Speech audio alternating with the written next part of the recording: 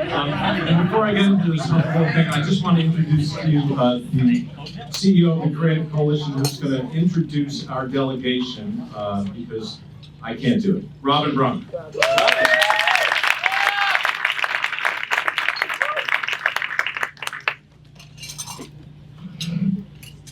Thanks, Jim, and I'd say it's an honor to be here, but you're never getting rid of us. I'm just we love it. We love the chicken and the cookies. So I just wanted to say, and also Honorable Connie Morella, my former congresswoman. Anyway, why she's so great is she taught to my daughter's nursery school class years ago, and she said, "Now your mom's a working mother. You should thank her for that." I mean, I'll never forget that. I know it's 3 years. So on behalf of thank you, ARP, our partner in family caregiving. It's our #1 issue with the arts and how the arts can change family caregiving. I wanted the class, the 2025 delegates to Capitol Hill and the White House Right to Bear Arts Commission, the delegates to stand, please, and be recognized. Alan Ruck, Alex Borstein, Amy Brenneman, Courtney Eaton, Christina Carlson, David O'Reilly, Connor O'Reilly, Steve Morris, Emily Glassman, Gina Galafante, Iain Armitage, Jacqueline Barnett, Jason Isaacs, Brian Davis, Laura Vogel, Iain Armitage, Lorraine Toussaint, Marg Helgenberger, Mehcad Brooks, Meredith Carey, Mchael Chiklis, who's not Dean Morris, Michael Nicholas, Michael Snyder, Mchael Chiklis, Pauline Chalamet, Rachel Harris, Rachel Bloom, Rebecca Wisocky, Rob O'Neill, Giambrone, and Sonequa Martin-Green, and Iain Armitage.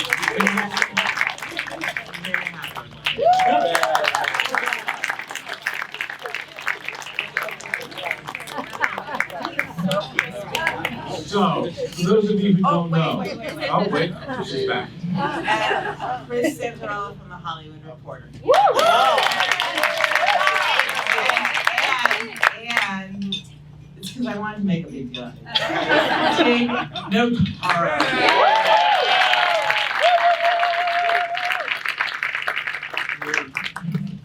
Okay, for those of you who don't know, the Creative Coalition is an organization that was founded by prominent members of the arts and entertainment community who felt that because we have this unique platform that we had a responsibility to educate and motivate our constituents, our audiences, and ourselves around issues of public importance, particularly arts education and public funding for arts.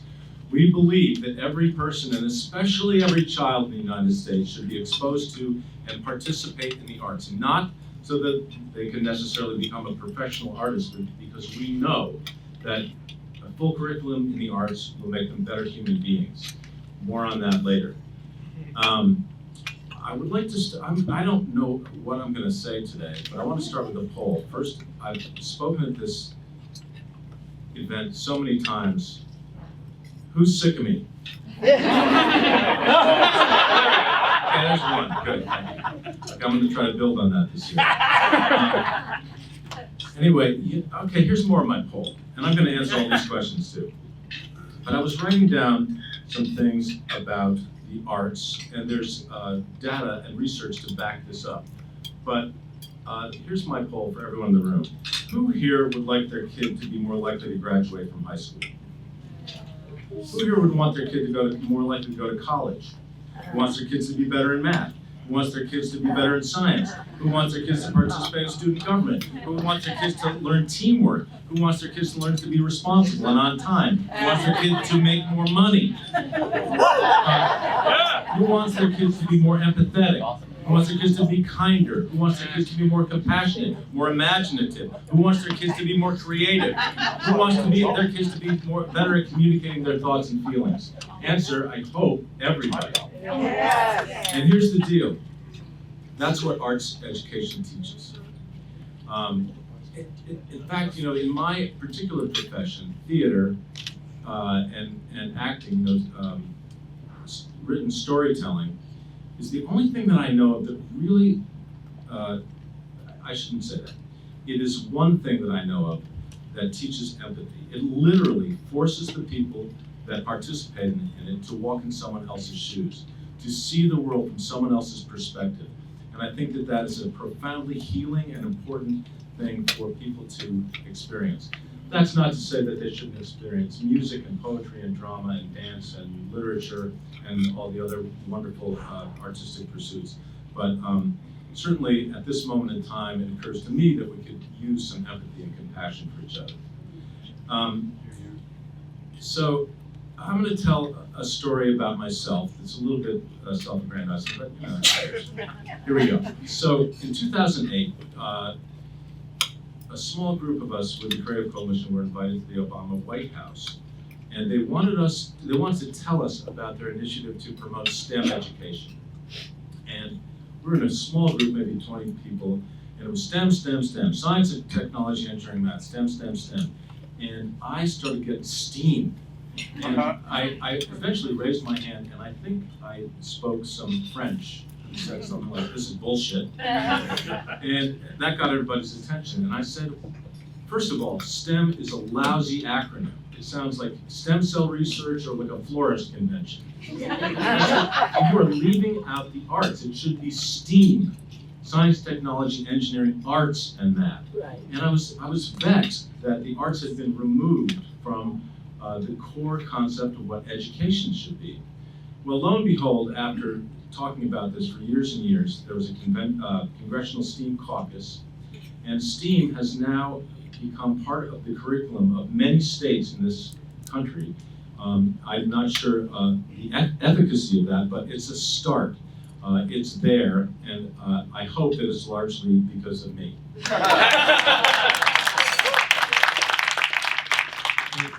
I was thinking, I was working late last night on a film set in Toronto, and I was looking around, and I thought, this is STEAM in action. Here are these artists who are trying to figure out emotions and tell stories. Here's a director who's trying to manage this whole thing. Here are people using science, ballasts of light and how light, affects the film and all this stuff. People using math to try to figure out lens sizes and all this stuff. And also people doing a lot of really, costume designers, hair designers, makeup people, caterers making food, people lugging cables and building things. It was just an unbelievable confluence of all the things that I believe are important to a full and rounded human being. And I'm so fortunate, as are a lot of our delegation, to be able to be a part of that. And the thing that struck me was that I was present in it. I was aware of it. So if I have a message that I want to impart to you today, it's this: wake up, look around. Art is everywhere. I would be shocked if most everyone in this room didn't listen to music today. I know that everyone in this room today drove past some of the most amazing art and architecture in the United States, in this city. So I think part of the problem with the arts being viewed as a luxury item or something that's extraneous is that we are not present in the fact that we live in it all the time. So I would encourage all of you to wake up, look around, and acknowledge that you watch TV, that you read books, that you listen to music or play music. You observe the beauty of architecture, another great example of STEAM. And as you wake up to this, spread the word. Make people understand that arts are not separate from our lives, that they're part of our lives. And not only are they part of our lives, they are probably the thing that sets us apart from other species. And the way that we can impart our stories to each other and make each other feel things is extraordinary, and an extraordinary part of what we need to help each other do as human beings. So with that, I encourage you, wake up, tell everybody, spread the word, have them spread the word, and fight for your right to bear arms. Thank you very much. No. What is each dollar from the NEA? How was that leveraged throughout the Oh, country? well, here's Just wondering. So this is the other side of the story, is that arts are a proven moneymaker. It's funny, when I first came to DC, was it 14 a lot, It was long like a time year ago. ago, because you're like. I was reading about the statistics about the National Endowment for the Arts. For every dollar spent by the federal government on the National Endowment for the Arts, it generates $9 in economic benefit. Thank you. And I thought, and we're done. We're going to go to DC, we're going to tell people that, and everybody's going to vote, not only vote for the National Endowment for the Arts, but increase the budget because it's a moneymaker. I mean, those are odds you take to Vegas. 9-1, give me a break. But somehow, the idea of artists is threatening to some people. They either see, fancy people in tuxedos at Carnegie Hall, or they see hippies in tights smoking pot in the woods. Not that there's anything wrong with that. But the fact is that all the statistics and all that silly quiz that I did are supported by research. So it is true that if kids have a full curriculum in arts, they're 3 times more likely to graduate from high school. And what that means is that they will, if you graduate from high school, you're far more likely to get a job, to pay taxes, and to become a member of society. So what do you want? Do you want citizens or do you want inmates? Because that's kind of the choice. And as I said, not to be too specific, but everything about people's lives is enhanced by having arts in them. The other problem is arts are hard to measure, right? You can't measure them with, you can measure the economic impact of arts in numbers, but you can't measure the emotional and psychic and spiritual impact of it. So I think that threatens some people, but everybody knows that, well, here I go. Here's my artsy part. Art is like love, impossible to define, but we know that we need it. And art is like air. It surrounds us, right? I know, here he goes. You can have it. Bring it on. We're not aware of every breath we take, but it quietly sustains us. And art is like food. We don't like everything we taste, but some of it is absolutely delicious, and without it, we die. Especially those cookies. So, okay, now the crispiness is coming out, but that's my point, is that arts they belong on the plate with the main course, they're not dessert. Why is NEA funding good for communities? Does it bring communities together? Because I know that's important in this Lots of folks administration. cannot hear you. Okay, the question is, why is the NEA good for And communities? does it bring communities together? Because it seems like this administration cares about that. Well, I think it does. I hope it does. And here's the thing that people don't understand. The NEA doesn't really fund all of anything. It's seed money. It's like a good housekeeping seal of approval that people who are starting a theater or a dance company or an orchestra or a library or a reading group can take that money and go around to the community and multiply that money to create a place where the community can go and experience arts. And the other thing people don't know is that NEA funding is in every congressional district in the United States. Now, some of our bigger cities, New York, LA, they have thriving, money-making commercial arts communities. But in small places throughout this country, kids and people would not be exposed to arts if they did not have that little seed money that created a community center. I myself started my career at a little theater in Providence, Rhode Island. It started with a $5,000 NEA grant. It was in the basement of a church, and this visionary artistic director, Adrian Hall, took it around to the community, and he started Trinity Square Rep, which has become a pillar of Providence, Rhode Island.